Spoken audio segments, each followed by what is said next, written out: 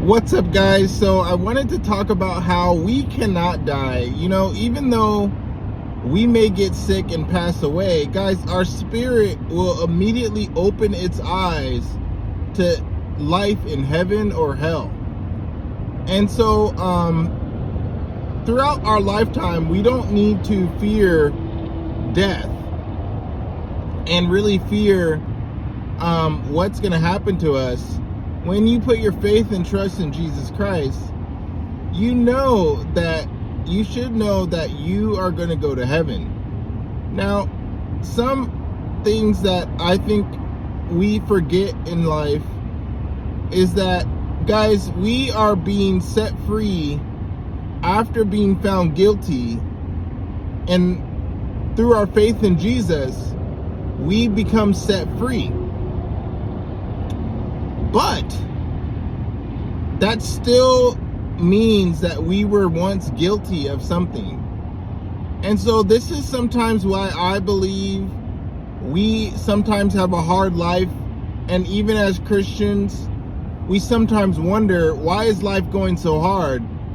Well, we have to remember that it's not like we were Jesus, where we're perfect and we never did anything wrong, and then we're being allowed to go into heaven.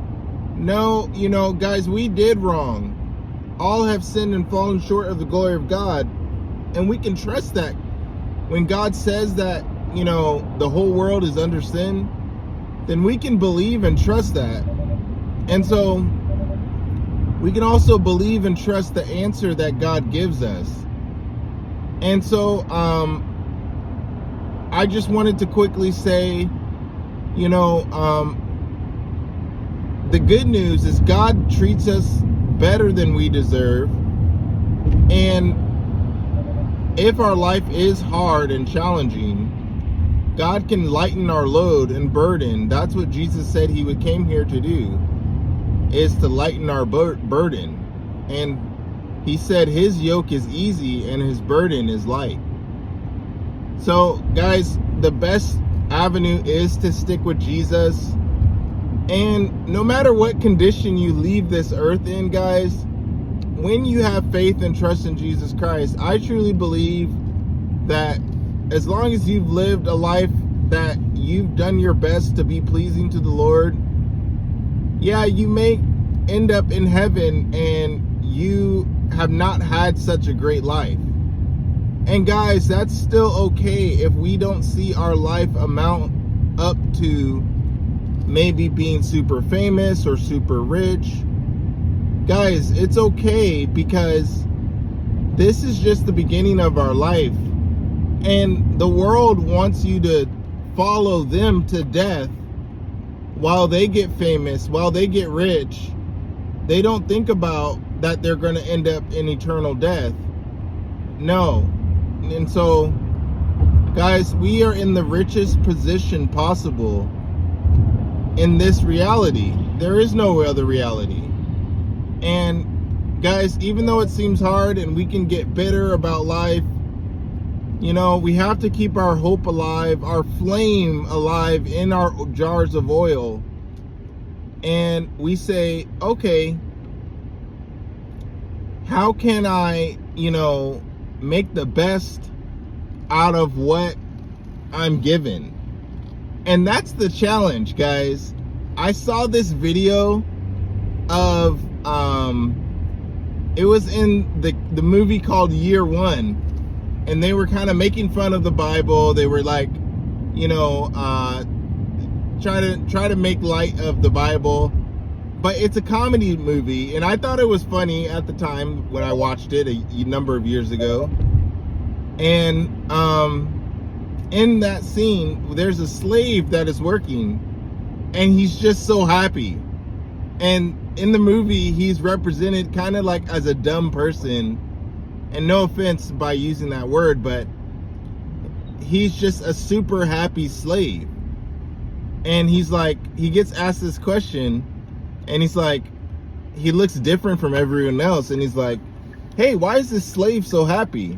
And he's like, oh, I'm not a slave. I'm just a volunteer. And I thought that was so funny, because We have to have a different mindset, because this world, God may frustrate you, even though God does no wrong.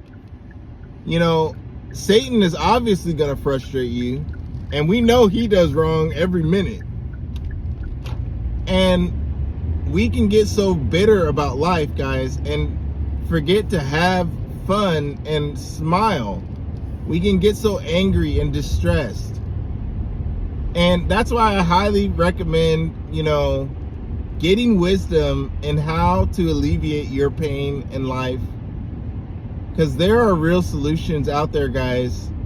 And, I recommend reading Proverbs 31. Guys, when you reach the end of your rope, there are certain medicines that God has here to help you continue on your journey.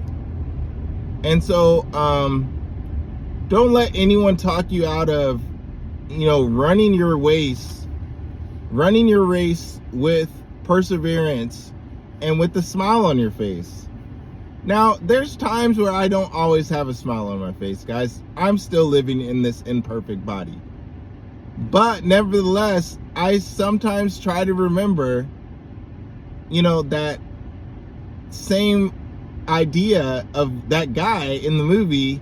He's like, no, I'm not a slave. I'm just a volunteer.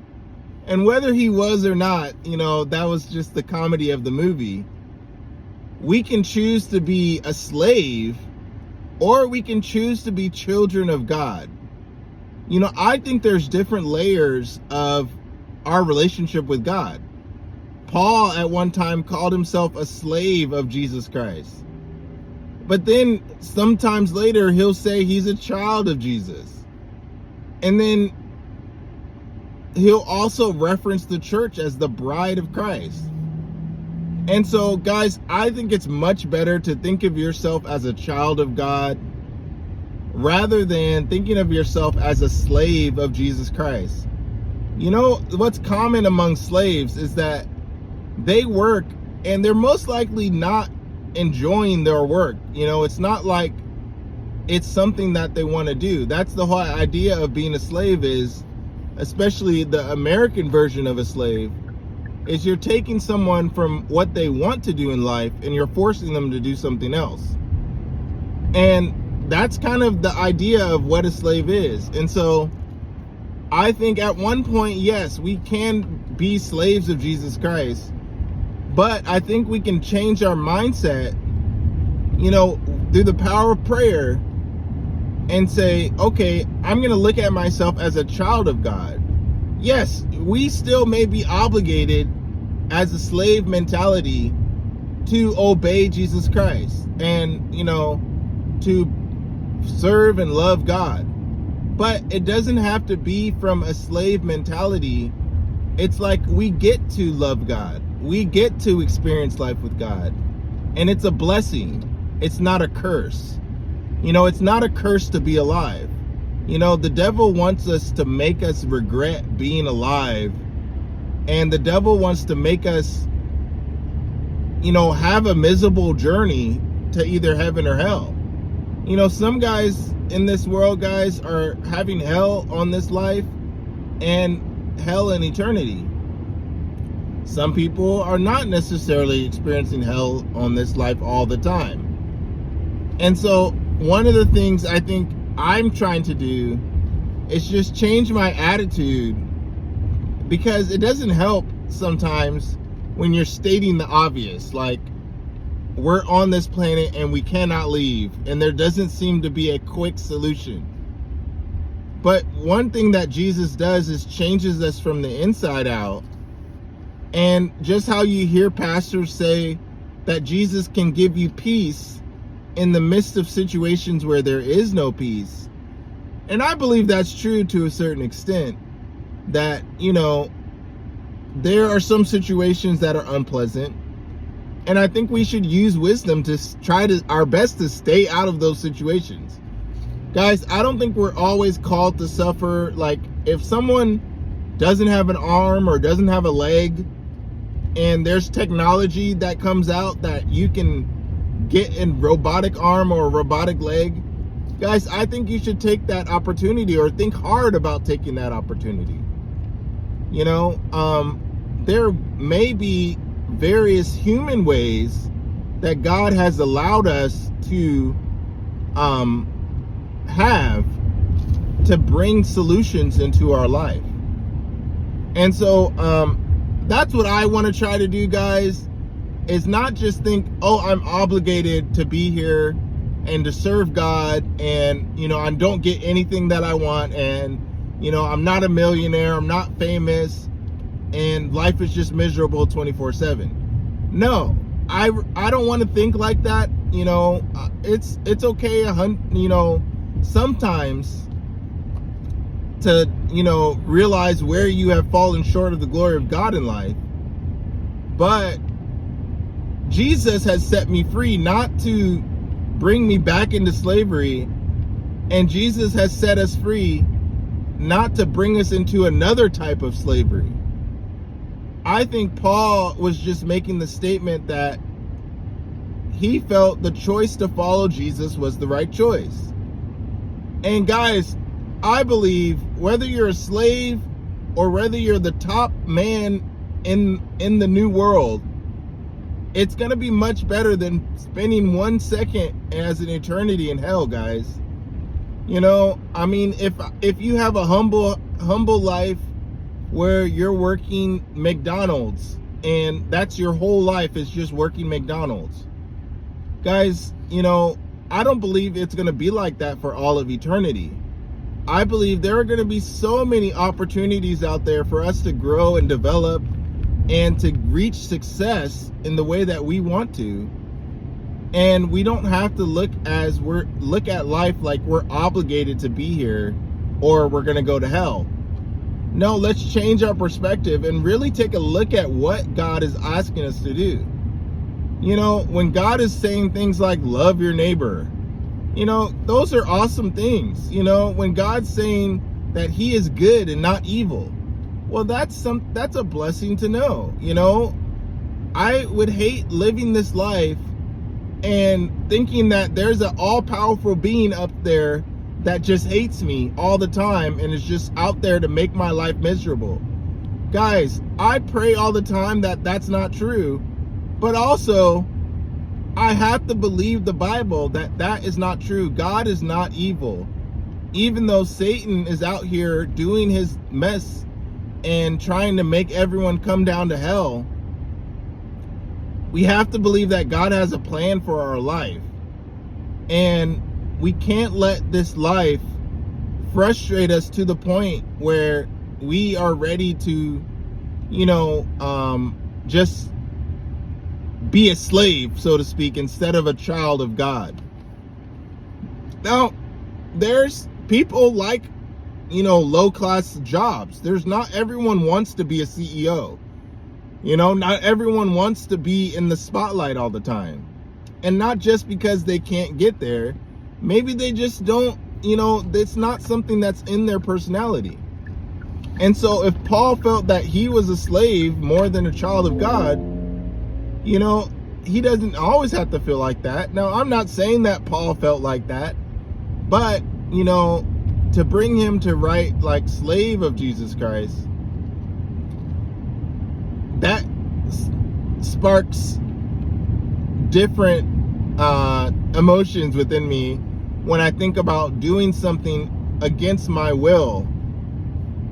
How about I change my will and say, okay, I'm going to become a child of God, not only a slave, but a child, and I'm going to inherit all things. I'm going to receive power from God, and I'm going to receive, you know, everything that I need in this life from God. And slaves don't get that, guys. Slaves get the minimum wage, you know, and Jesus himself said, you know, I no longer call you servants, but I call you friends, if you do everything that he's asking you to do. But guys, if you look at everything that Jesus is asking us to do, it's not crazy. It's crazy to even have to even talk about the commands and bring this up as a topic, because Guys, all the things that God is asking us to do is good and holy and righteous. And that's way better than being evil and sinful and sexually immoral and perverted and be bound up with all types of sin in our life. And so I much rather try to shift my mindset to say, okay, I need to make the best of this situation that I'm in and realize that God said he's going to bring me to a better situation. Now, I could be upset that God doesn't do it instantly, but then that's just a waste of time, guys. I think be upset for a day or two or a week, but after that, you're going to have to move on because God is going to come back when he wants to. And there's nothing that we can necessarily do to be in charge of how God operates. Now, the same holds for us, guys. When God gives us power and authority, he's not going to be breathing down our neck. He's going to give us choices and the free range to do it. Guys, God, think of it like this. God is also, we're waiting on God to do something, but there are people who are just not ready yet for the rapture, guys.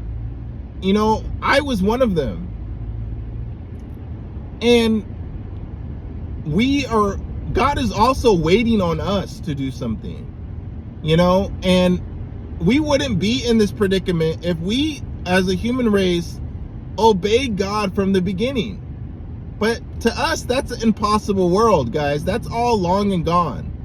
But what we can do is see what the future holds.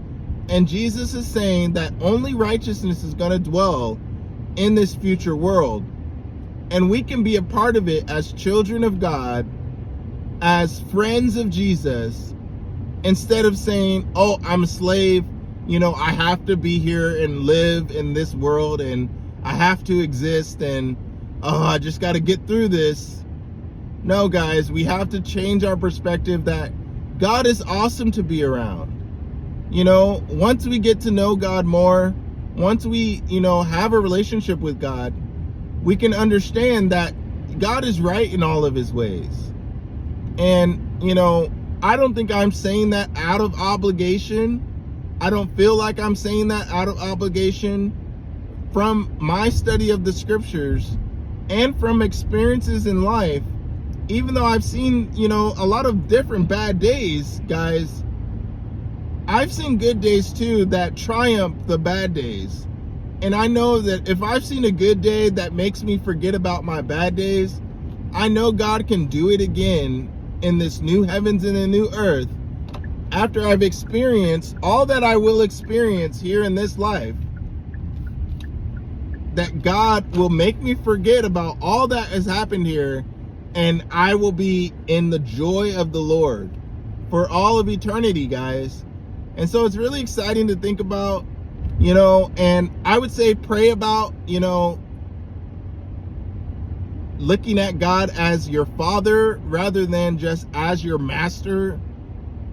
You know, that is what God is, don't get me wrong, but he's also more than that, and he can be more than that to us if we just change our mindset and say, you know, I get to be here, not that I have to be here.